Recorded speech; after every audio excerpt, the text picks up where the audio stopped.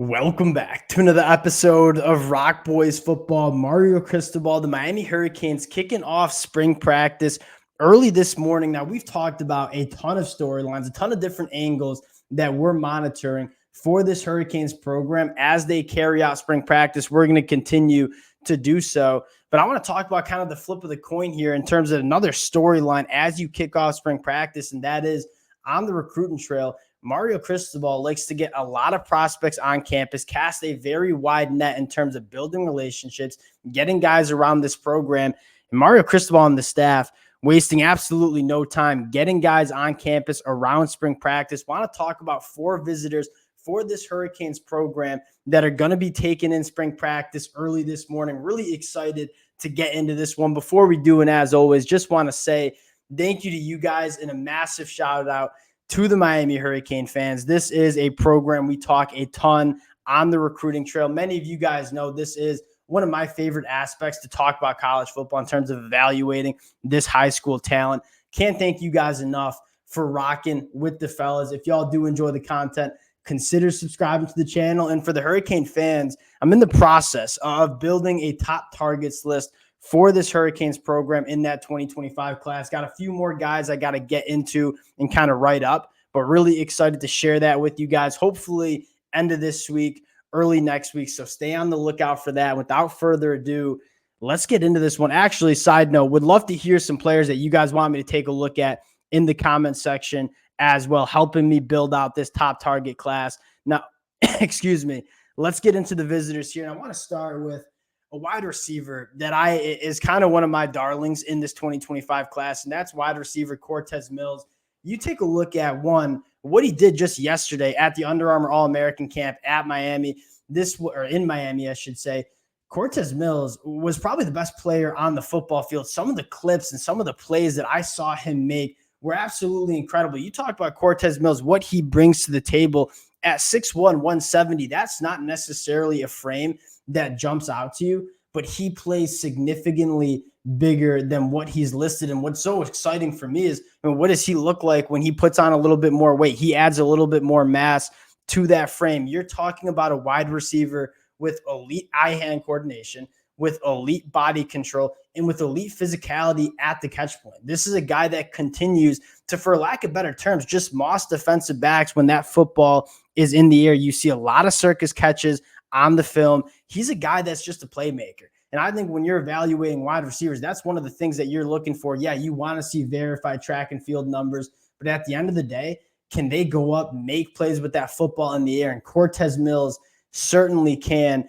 I think you're talking about a probably consensus top 100 national prospect when it comes signing day, and a guy that, you take a look at, all right, it's nice to flash in camps. All right, what are you doing Friday nights in the fall? Cortez Mills, his junior year, 79 catches, over 1,600 yards, 18 touchdowns. Want to see a little bit more nuance in the route running, but that's not necessarily rare for guys who are juniors in high school. I think Cortez Mills has an extremely high upside, and again, probably going to be a consensus top 100 national prospect when it's all said and done. Next guy I want to go to, and again, probably one of the top targets for the Hurricanes in this 2025 class, and that's Chris Ewal. Obviously, teammates with JoJo Trader, Zaquan Patterson. Last year, as a Michigan fan, I'm very familiar with Chris Ewald, who was once formerly committed to Michigan. Favorite aspects about Chris Ewald that you see on the film is he is just a technician at that cornerback spot. Extremely polished for only being a junior in high school on the film. Very sticky, very competitive. Now, what you want to see is him add a little bit more mass to that frame. You see him struggle at times on the line of scrimmage, putting his hands on wide receivers. But when you start talking about the movement skills, the ability to mirror wide receivers in man coverage, Chris Ewald certainly can do that at a high level. Very good in zone too, because he is twitchy. He can break on the football. Really, the only knock on Chris is you want to see him put on a little bit more weight heading into his college career. But again, that's something that happens naturally, right? Some guys just develop a little bit quicker than others. When Chris Ewald gets into the Miami Hurricanes program, he's going to put on the weight. And this is a guy that has the movement skills of a very special cornerback, a top target for the Hurricanes, one of my favorite cornerbacks in this 2025 class. And both Cortez Mills and Chris Ewald are guys that I think Miami is probably leading for on the recruiting trail. Next two targets I want to talk about, and I don't know if these guys are necessarily going to make my list in terms of top targets for the Hurricanes, but at the end of the day, you want to cast a wide net. You want to form relationships with a lot of different players. Gerard Pringle is a guy that is extremely interesting at that running back spot, not necessarily the prototypical running back frame, but he has a ton of juice when it comes to operating in space. And that's a concept that in this Shannon Dawson offense, it's very important, right? Miami wants to get their guys out in space, let them go make people miss. And a guy like Pringle certainly can make people miss. You look at the track and field data, 10, 8, 9 in the 100-meter dash, and that certainly shows up on the film. He looks like he just moves with a little bit of a different gear than a lot of other kids in this 2025 class. And that's what you're seeing. It's nice to be able to operate on a track and field. Can you put that track and field speed onto the football field? I think Pringle Jr. certainly does that. And another thing that I absolutely love is that he has that twitch, that ability to change direction, make people miss kind of with ease at the second level. Now, the big knock on him, kind of similar to Chris Ewal, is a little bit undersized for that running back position, doesn't absorb contact like you see some of the top running backs in this class. But at the end of the day, you see even how this Miami Hurricanes running back room is situated right now. You have all sorts of different kinds of running backs, right? You have Mark Fletcher, your bruising running back. You have a guy like Chris Johnson, who is going to be your speedster in space. That's kind of how I think Mario Cristobal likes to operate in that running back room. So I certainly wouldn't be surprised if you see Gerard Pringle Jr. part of that Hurricanes class, while also maybe bringing in another top running back as well that probably has a little bit more size to him and a little bit more physicality in which they run the football. Last target I want to talk about from Miami Central, and another guy that I, again, don't know if he's a top target for the Hurricanes, but it is never a bad thing to get your talent from Miami Central, and that's Ezekiel Marlin.